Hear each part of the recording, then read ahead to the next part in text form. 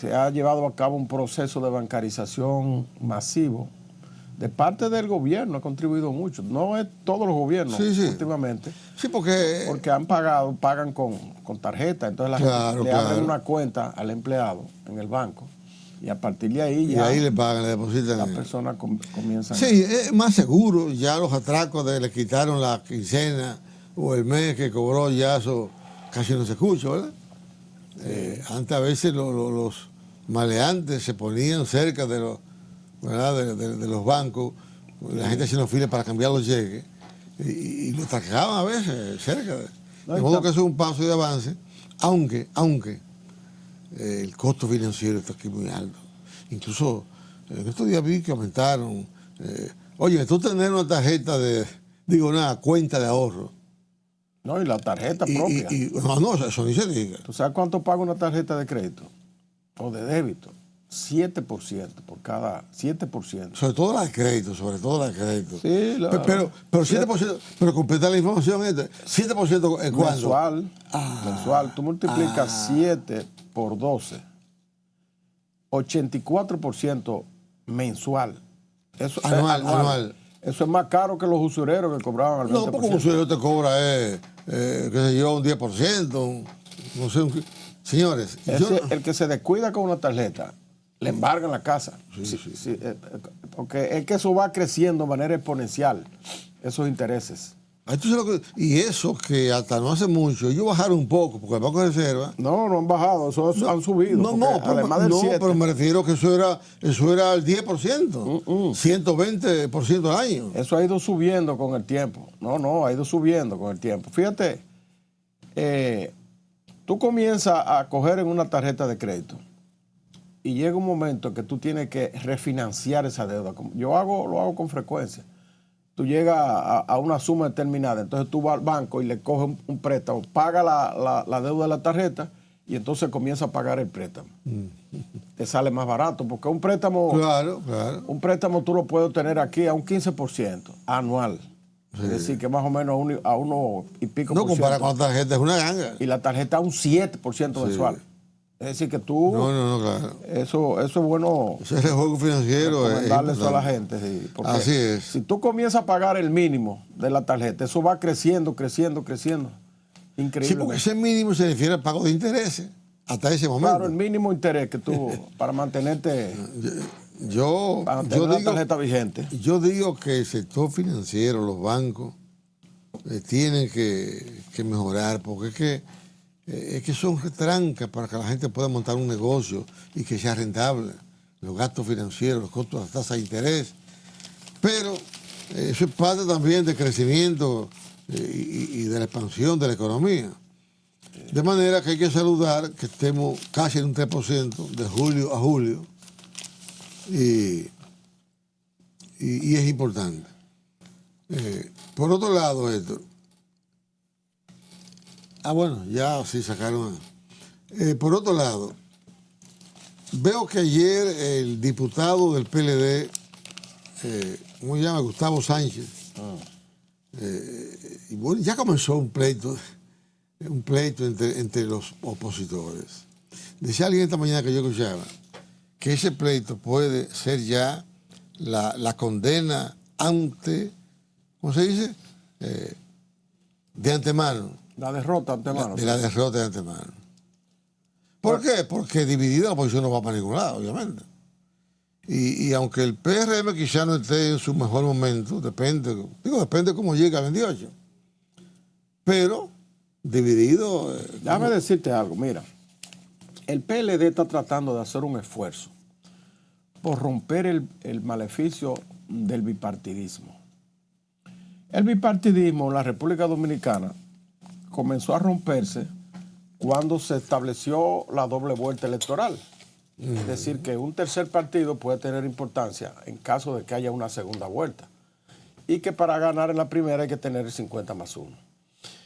Eso se instauró en la reforma constitucional que se hizo en el 94.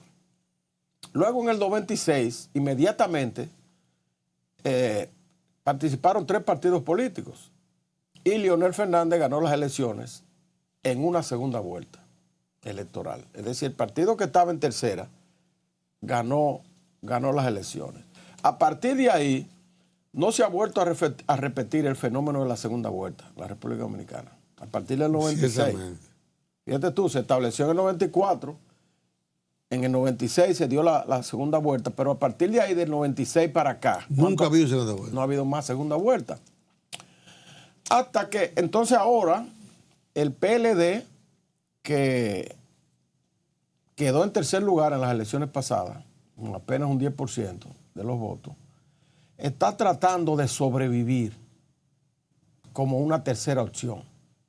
Y ahí se inscribe el esfuerzo que hace el expresidente Danilo Medina, acudiendo a poblaciones todos los fines de semana y haciendo críticas al gobierno.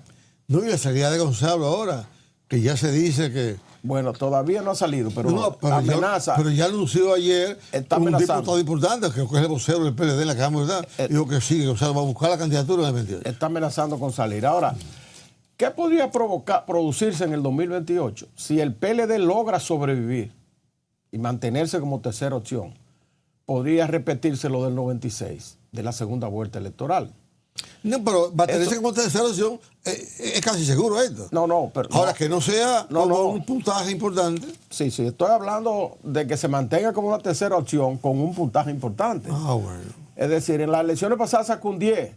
Si baja de 10 ahora, no hay segunda vuelta. Pero si sube de 10, si llega a 15 o a 20, el PLD podría provocarse una segunda vuelta electoral. Sí, claro. ¿Por qué? Porque vamos a suponer que el PLD alcance un 15% y en la Fuerza del Pueblo un 35%. Ahí está la segunda vuelta. Ahí está la segunda vuelta electoral. Entonces, en esa segunda vuelta la oposición podría tener oportunidad. Ahora, si el PLD por su parte se mantiene por debajo del 10 o con el 10, no hay posibilidad de una segunda vuelta electoral. Y la oposición sigue arriba. Porque es muy difícil que Leonel el gobierno sigue arriba. pueda subir, que Leonel pueda subir a un 50%. No, eso es improbable. Es un poco improbable. Y de manera que el PLD ahora mismo es la ficha del tranque de las elecciones que vienen. Y por eso tú ves el pleito entre ellos, que es un error de la Fuerza del Pueblo enfrentar PLD. ¿Por qué? Porque quien puede facilitar un posible triunfo de la Fuerza del Pueblo es si el PLD sube. Si el PLD baja, el gobierno puede mantenerse en el poder. Si el PLD baja bastante. Aunque Leonel, Héctor, acuérdate que sacó con sus aliados un 30%, en condiciones totalmente desfavorables. Sí, comenzar por lo económico, sin recursos. Un 30%, pero... Por eso. El asunto es que si el PLD... Vamos a suponer que Leonel suba a un 40%. A un 40%. Si el PLD se mantiene por debajo de 10, ¿qué va a pasar? Con un 8, con un 7. Que te voy a decir una cosa, yo he visto muchos PLDistas contentos porque Gonzalo posiblemente sea el candidato y como que Gonzalo ya recordando el 38 aquel del 2020, pero las circunstancias son muy diferentes. Aquel Gonzalo era un flamante ministro de la República con todo el presupuesto del mundo. Sí, claro, pero yo pienso que Gonzalo de esa época no es el de hoy. Sí, sin lugar a dudas, pero es la mejor opción que tiene el PLD. No es que el candidato para quizá ganar en una primera. ¿Pero por qué es la mejor opción? Bueno, porque sacó un 38%. Porque tiene el background. Pero acuérdate que Danilo está detrás. No, pero, y Danilo para mí es una retranca para que ese partido pueda despegar. Danilo no puede ser candidato. No, yo sé, pero está al frente del partido. La gente lo que recuerda es este hombre y todos estos procesos judiciales que están en su mano. Ahora, pero yo estoy hablando de candidatos. No estoy hablando de líder, de candidato. La mejor opción que podría tener el PLD es Gonzalo Castillo, por una sencilla razón. Es porque él tiene el antecedente del 37%. Yo creo que eso es un... Luis Abinader fue el mejor candidato del PRM en el 2020 porque tenía el antecedente del 30 y creo que 35 también que había sacado en el 2016. Lo mismo pasó con Danilo, tenía un 24% en el 2000 y luego fue la opción del PLD en el 2012. Es decir, que cuando tú tienes, alguien ha votado por ti en una ocasión, por lo que sea, tú puedes ser funcionario, lo que sea, pero ya votó en una ocasión, puedes repetir la votación, porque tú le causas cierta empatía.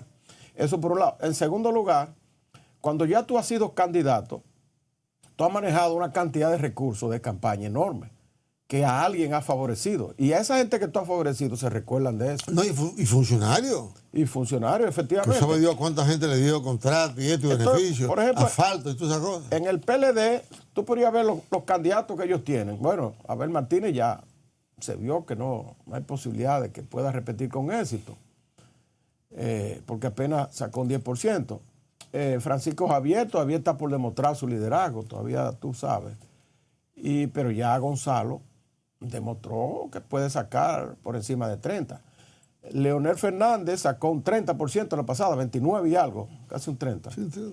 Y por eso ahora se sitúa como un candidato también con posibilidades. No, pero es decir, que las elecciones no son vamos a decir, aisladas, sino que tú vas a un proceso.